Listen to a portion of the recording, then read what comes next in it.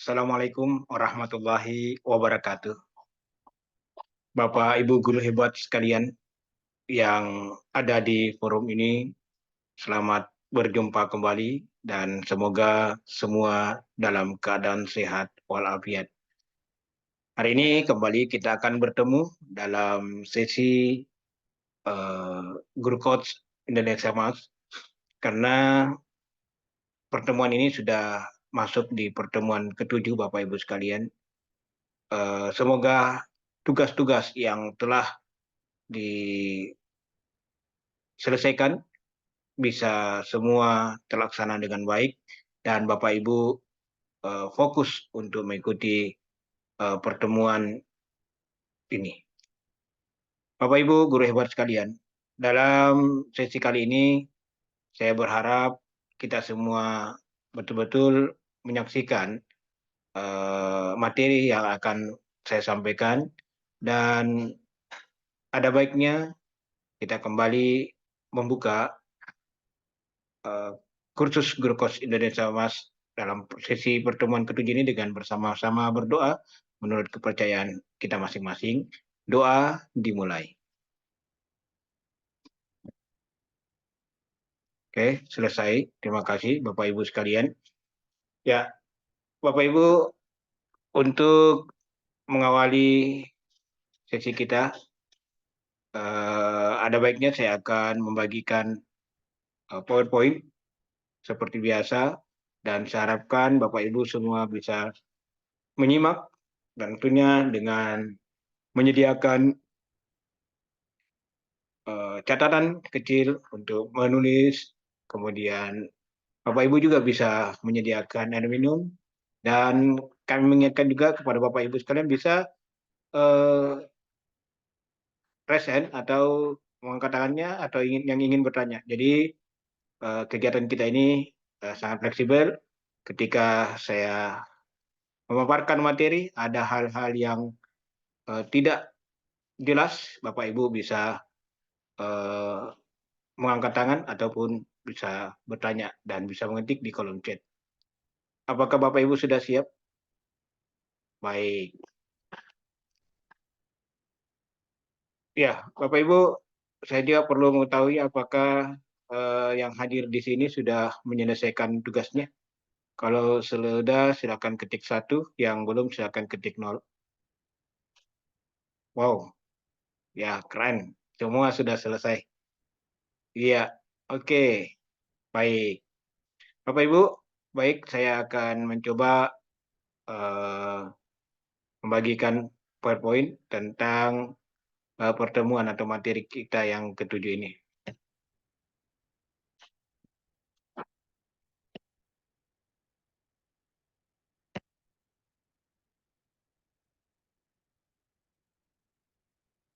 Ya, sudah kelihatan Bapak Ibu ya? Oke, saya slide ya.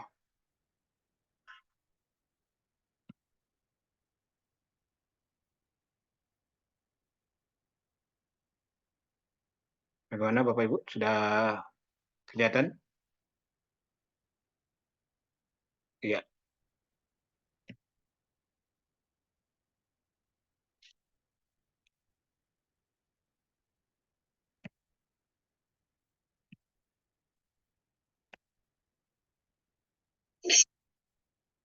Oke. Baik. Bapak Ibu sekalian, materi kita kali ini adalah mendukung ya, dengan kita fokus kepada sub skill membuat kerangka pikir dan komitmen.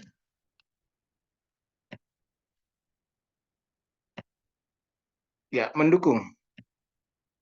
Dalam pertemuan di matrikulasi yang lalu itu kita sudah pernah membahas tentang mendukung.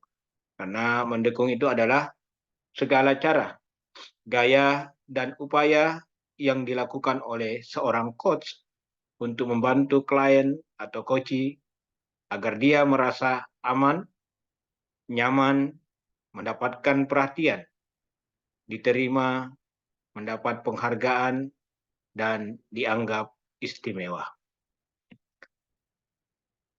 Mengapa mendukung itu penting, Bapak Ibu sekalian?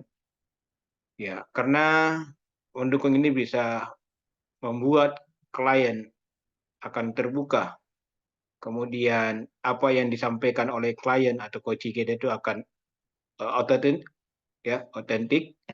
Kemudian ada respon dari klien dan akurat apa yang disampaikan, ya. Kemudian ada kreativitas atau kreatif, ya, dan klien akan fokus terhadap coach dengan pertanyaan-pertanyaan yang kita lakukan sebagai seorang coach. Kemudian klien akan flow, ya. Kemudian klien akan fun, ya. Sehingga ada yang katakan bahwa people buy from people the trust.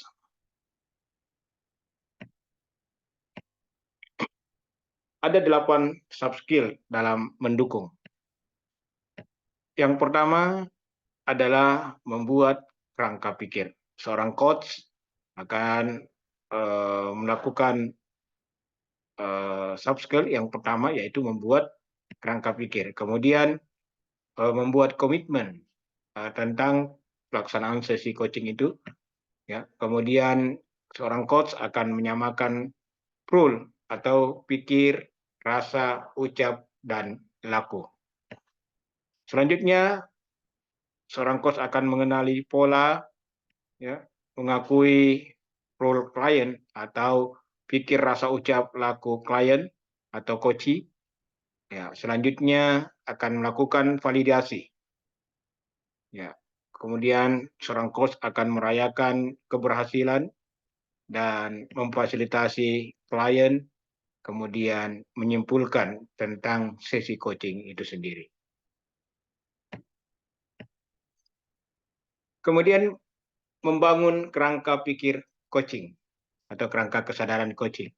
Ya, di sini seorang coach hampir sama dengan seorang pramugari, di mana seorang pramugari akan mengarahkan penumpang tentang apa yang akan dilakukan sebelum pesawat lepas landas dan apa yang dilakukan ketika naik pesawat dan akan lepas landas. Jadi begitu juga seorang coach, ya, dia membentuk kerangka pikir klien di awal sesi coaching dengan tujuan klien siap mengikuti coaching, kemudian bagaimana klien memahami proses yang akan berjalan, dan coach dan klien tidak terjadi salah paham tentang sesi coaching itu, kemudian agar tidak terjadi hal-hal yang tidak diharapkan. Bapak Ibu guru sekalian, selanjutnya kita lihat jenis-jenis kerangka pikir coaching. Ya, jadi yang pertama adalah definisi. Jadi seorang coach akan menjelaskan bahwa coaching itu bukan konselor, ya.